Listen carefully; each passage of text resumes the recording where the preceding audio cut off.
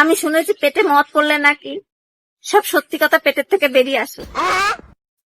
তাইলে আদালতে গীতা শোয়ানোর কি দরকার? নিয়ে গিয়ে 2-4 প্যাক ঢেলে দিলেই তো হয় পেটের মধ্যে, কাজ হাসিল হয়ে যায়।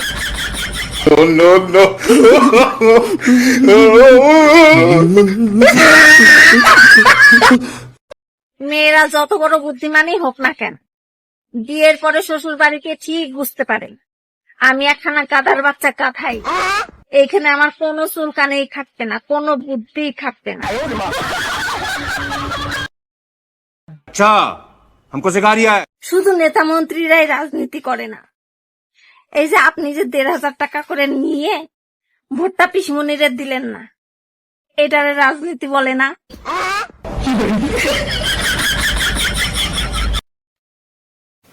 ইতিহাস সাক্ষী আছে যে স্বামীগুলো পুরো দুনিয়ার কাছে সিধে সাদা আর সোজা, ওইগুলো বউয়ের কাছে বেকার টেরা।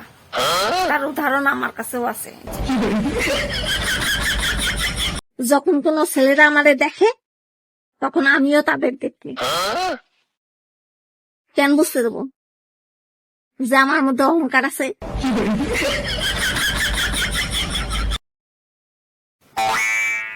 বিনা পয়সায় একটা টিপস দিই, কেউ কিছু দেবে না।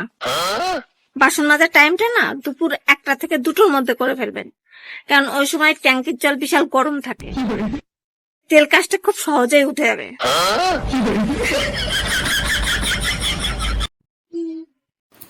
আমি হেভি কপাল করে একখানা স্বামী পাইছি। ভগবান মনে হয় 1 পিস আমার জন্যই বানাইছিল। আমারে কোনদিন কোন শত্রুরা বা বুঝতে দেয়নি। স্বামী স্ত্রী গেছে কোর্টে ডিভোর্স নিতে। জজ সাহেব বলছে আপনাদের তো 3টে বাচ্চা, ভাগাভাগি করবেন কি করে? স্ত্রীটা অনেক ভেবে চিন্তে তারপর বলল, আচ্ছা আর একটা বাচ্চা হোক তারপরে ডিভোর্স নেব। 9 মাস পরে ওই দম্পতির আবার যমজ বাচ্চা হয়েছে। এত কষ্ট মেনে নেওয়া যায় না, মেনে নেওয়া যায় না। পৃথিবীর সবচাইতে দুঃখী বাবাকে জানেন? কাক। নিজের বাচ্চা পর্যন্ত কাকা বলে ডাকে।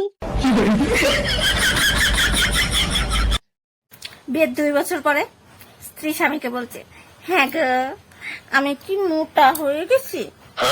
স্বামী বলছে, না না তুমি তো আগের মতোই কি সুন্দর স্লিম আছো। বলছে তাই? তাহলে এক কাজ করো, আমার এক কোলে করে নিয়ে ওই ফ্রিজের ওইখানে নিয়ে চলো, আমি একটা আইসক্রিম খাবো। স্বামী খাইছে রে, আইসক্রিম খাবে না আমারে খাবে? তুমি কষ্ট করে আবার উঠে ফ্রিজের কাছে যাবে কেন? আমি ফ্রিজটা তোমার কাছে এনে দিচ্ছি। এই গরমের মধ্যে মুরগির দুধ দিয়ে শরবত বানায় খাইলাম, সেই স্বাদ, এত স্বাদ দেয়।